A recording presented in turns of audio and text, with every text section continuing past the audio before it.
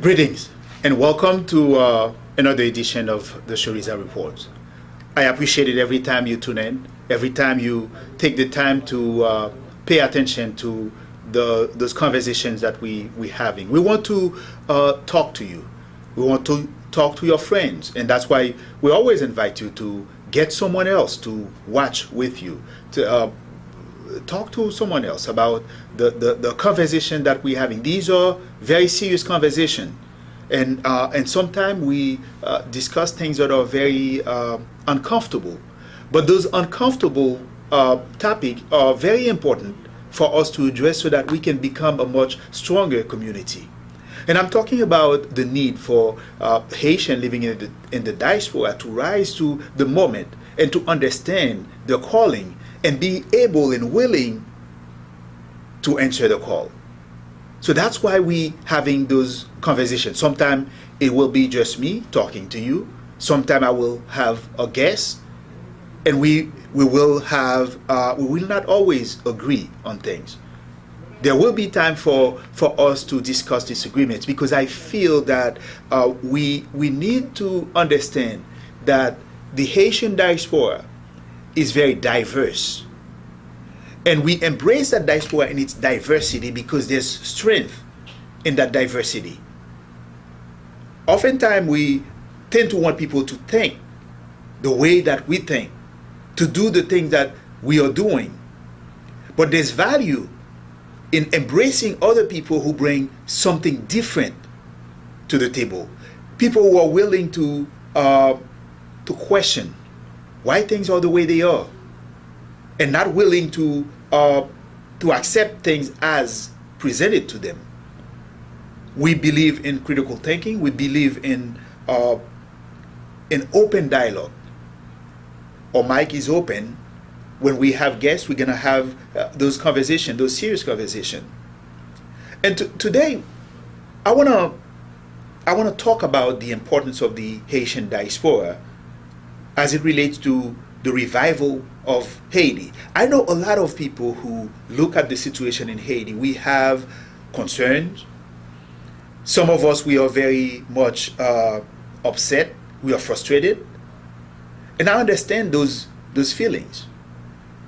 But today, what I want to do is to bring your attention to the fact that the destiny of Haiti is ours to shape. You and I, we must commit to do certain things. And for Haiti to rise from the ashes, we have to do things differently. We have to understand that for years, we've been doing things a certain way and we have no result to show for it. So how do we change the dynamic? How do we change the conversation? How do we strengthen the Haitian diaspora so that its voice, the collective voice, or if you will, the desire of that community can be on the table where it matters? That we can have conversation with people in position of power to say this is what we want. But the argument that I'm making is that we need to do more than just asking for things. We need to be willing and able to say this is what we will do. And sometimes we don't want to do because we look at what we have. I will suggest to you, I will submit to you that with the little that we have, we can start something that will become much larger than we could ever imagine. When Facebook was envisioned, they did not anticipate something as big as it is today. But today, our world revolves around Facebook. And I say this to make the point that it doesn't matter the resources that we have. It's the commitment and the willingness to change our ways, the willingness to accept responsibility for shaping our tomorrow. That is what will make the difference. So I invite you to have this conversation with me.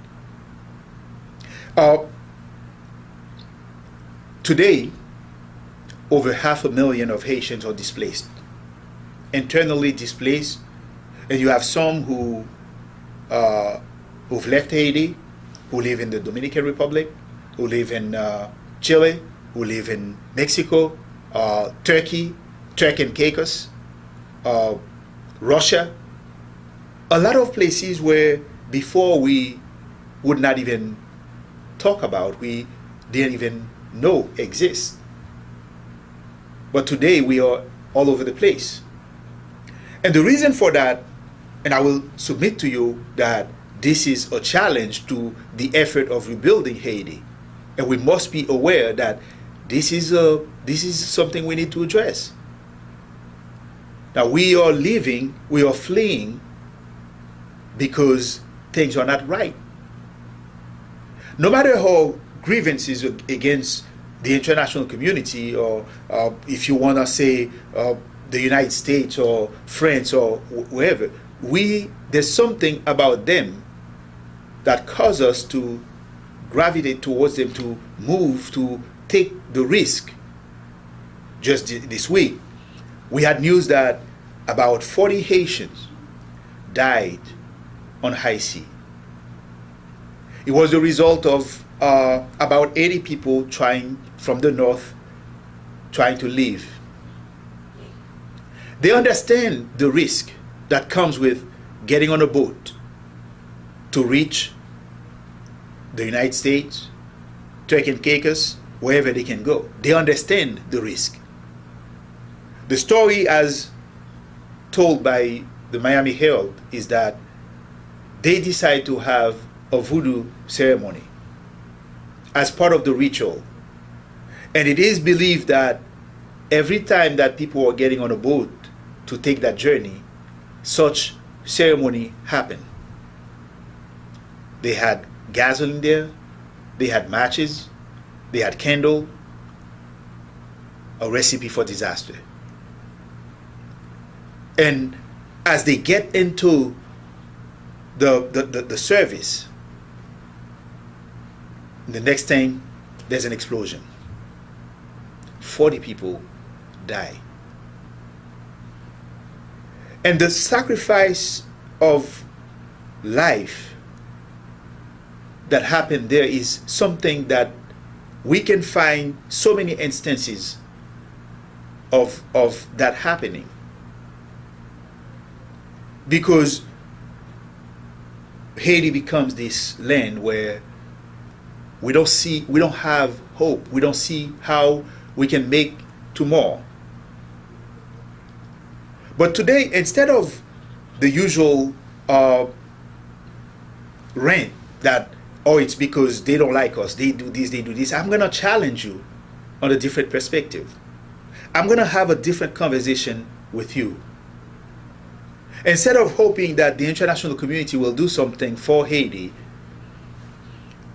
I'm going to invite you to come together. I'm going to challenge you to the realization that it is up to us and nobody else. So we are at this crossroad where the government is broken. Every institution that you could point to, they are not functional. So in terms of providing services to the people there in Haiti, there's no possibility of that happening because those institutions, they are broken. You look at school, you look at even churches. Can they function? Now, the solution was always that let's bring the international community to Haiti, which in itself was a very much contested proposition. Because you do have some people who say, no, it's the fault of the community, the international community, if we are in this predicament. You have people who say, we are not willing to accept it. We are the first black independent republic. Therefore, we should be able to do it. Except that when given an opportunity to resolve our differences, we cannot seem to be able to make it happen. Back in, that was a long time ago, right before the centennial of the Haitian independence, a lot of people wanted to have big celebration. 100 years since we've become independent. We are the first. Let's go, let's celebrate. Dr. Roosevelt Bobo made a speech. And in that speech, that was 1903, Dr. Roosevelt Bobo made a speech where he said, who are we kidding? Do you think that others really, they are impressed by us saying that we're the first black independent? Look at the condition or living conditions. Why don't we, instead of celebrating, why don't we make a commitment that this will be the first year of us living the Haitian dream? Because I will submit to you that there is a Haitian dream. The Haitian dream was a state that is a Negro state, that is prosperous and well governed. That is what our forefathers they fought for. Remember at the beginning, when they wanted independence, there were voices, among them the church, were saying that cannot happen, that's not possible. Sir Spencer St. John said, if we were to give this island, we leave this island under the control of the Negro, we condemn it. And the description that he gave is exactly what we're looking at now. And I know some would say, well, maybe they created the condition for us to get to that point. My response to this is that the job of a leader is to anticipate barriers and challenges and to come up with strategies that help overcome those barriers. International relationship is a function of interest. Countries do not come to your rescue just because they like you. They come to your help because there's a common interest.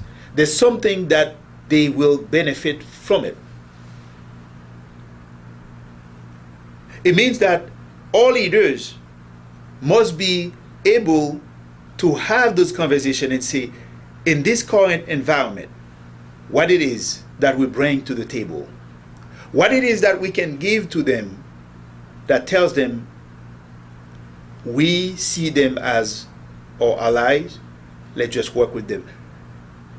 The money that the United States is sending to Ukraine is not just because they look at Zelensky and they say, oh, nice guy, I like you. It's because they have the interest at play. How do we understand that? There was a time we used to take that into account. And we've drifted away from our purpose, from our core values as a nation, I would say as a country, because we've never, that's another discussion, but we've never behaved like a nation. So we get to the point where people don't understand what are we trying to do.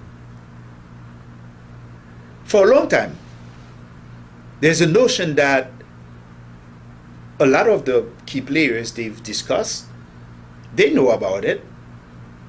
I don't know about if you've heard of this term, but I know the actors, those who are involved in the dynamic of Haitian politics, whether in Haiti or in the diaspora, they've heard of it.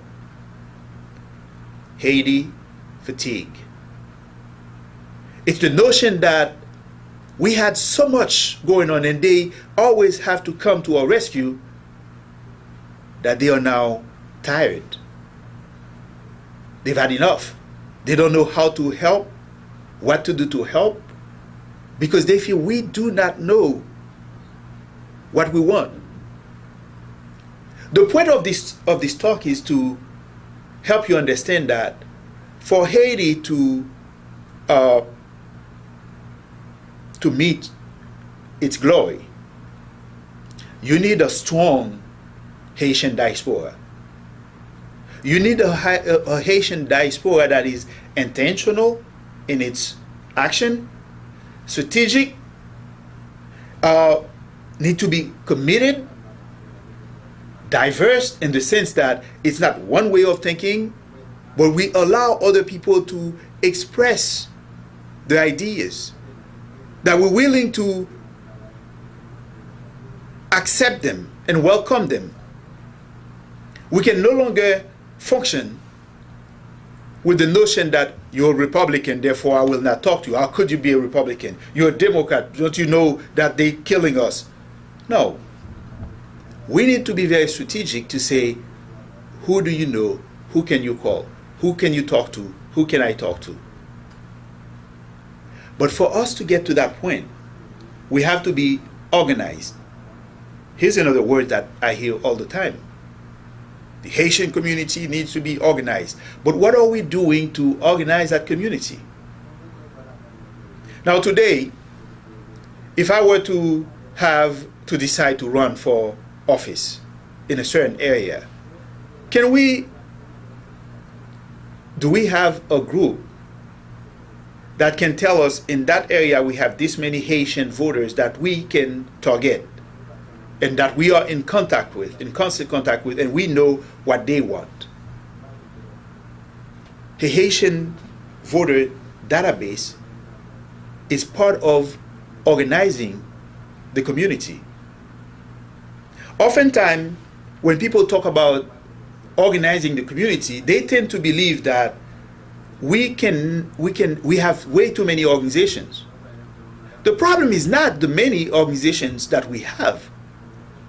It's the fact that when there's something, we are not able to come together and say, for the sake of Haiti, we are not able to identify what would be considered the Haiti national interest. And because of that, we speak from different perspectives. We are not on one accord. In recent years, you had people who were telling the Biden administration, do not authorize the Kenyan to go to Haiti. Some of them were saying, I want this one to be president. I want that one to be prime minister. Everybody had something, but we were not talking to one another. I will suggest to you that no matter the disagreements that Jews may have amongst themselves, the prime minister will come to Washington, and when he comes to Washington, you will hear the message. You will hear one message. And I can also tell you with certainty that conversation are ongoing with the diaspora so that he understands their perspective, and when he speaks, he will speak based on those perspectives. Nothing happened in a vacuum. We have to come to a point where we coordinate. We are very intentional about what we do and how we do it. There was a report not long ago that every Republican, they had a Jewish babysitter, somebody from the powerful Jewish coalition, whose sole responsibility was to make sure that this senator, that representative, understand what it is that the Jewish community they want. Then for us, as the Haitian diaspora, to get to a point of a position of power, where we can make a difference, where our voice can be heard. Notice I said our voice, not voices. And it's not to say that we don't have diversity of opinion, but we need to be able to come together and say, this is what we want, and this is how we want it. And there are times when the collective will is not what I would want, but that's a collective will. How do we have a process in place to determine what is the collective will? What is the national interest of Haiti, and how can the Haitian diaspora,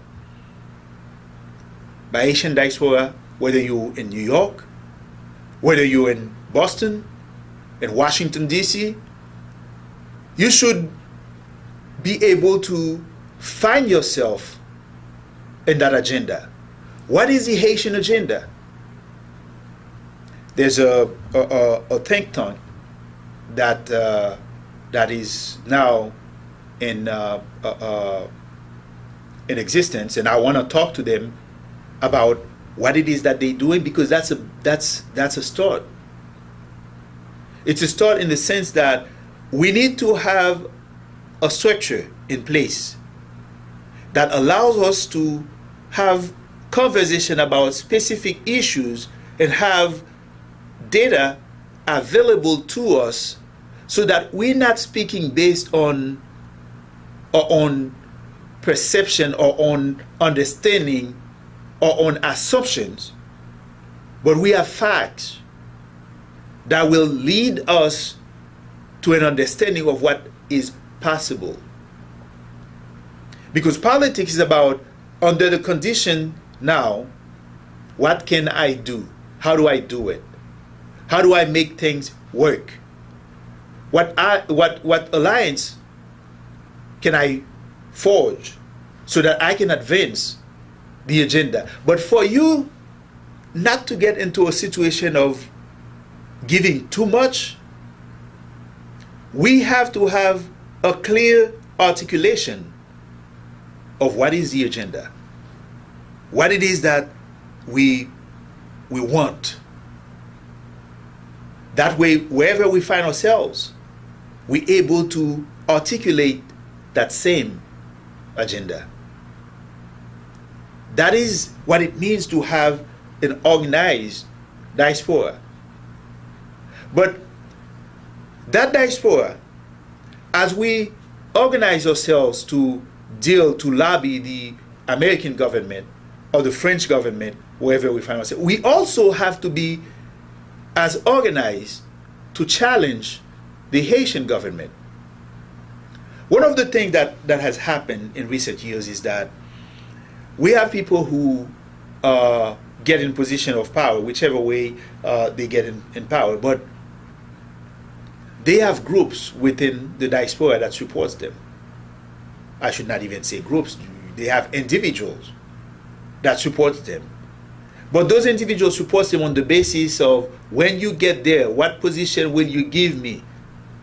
And it's for purpose of advancing their own business agenda, not to have a conversation about how do we transform Haiti, but it's about what can I benefit. This needs to stop.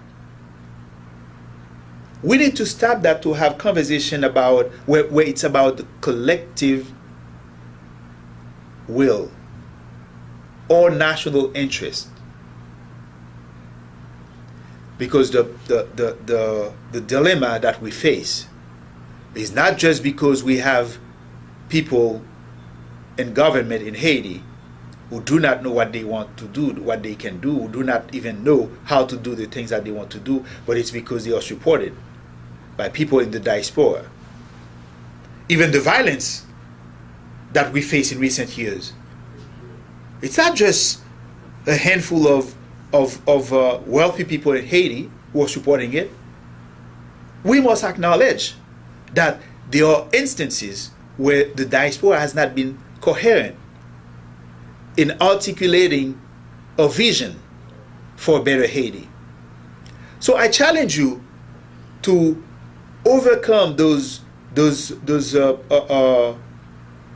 mentalities, those interest, self-interest, so that we can rise to a certain level where we have a conversation about country. The diaspora can and need to be structured, need to be organized to be a strong diaspora. When you look at those 40 people who died on high seas, when you look at the woman who's being raped in Cité Soleil, in Port-au-Prince, when you hear the story of this kid, this orphan who's on the street and have nothing to go to, when you hear this elderly who have nowhere to go, who's dying not because it's time, but it's because there's no care. You and I, living in the diaspora, we have a responsibility. We have a responsibility. We must rise to the opportunity to meet the challenge, because this is our calling. This is the time to do it and to make it happen. Because I will submit to you that rebuilding Haiti is not something that the international community will do for you. Rebuilding Haiti has to be an effort of every Haitian wherever they find themselves. So I'm challenging the diaspora, because you have the ability to take the lead. You have the human resources, and you have the financial resources to do it. So what it's gonna be? We're gonna keep having those conversations, and you can always reach out to us. My phone number is 561-252-3735, 561-252-3735, and you can reach out if you have a topic that you want to address on this platform. I welcome it. If you disagree with the stand that I take, I welcome you to have a conversation, because I believe that we benefit from those open conversations where we put everything on the table, we discuss it openly. I have no problem having those conversations. And in fact, the guests that I will have here are not necessarily because I agree with them. I will invite guests because they have something to say, something of value. And when they come, we have those conversations, the community can benefit from them. That is my hope. That is my contribution to rebuilding the country that I love. Because I think the ideas that we are sharing, that we will be sharing here on this platform, are critical. Some of them will come from other people. I welcome that. I encourage that. So reach out if you would like to have more conversation, or you would like to be on this platform, or you would like to challenge me on something that I say. Reach out.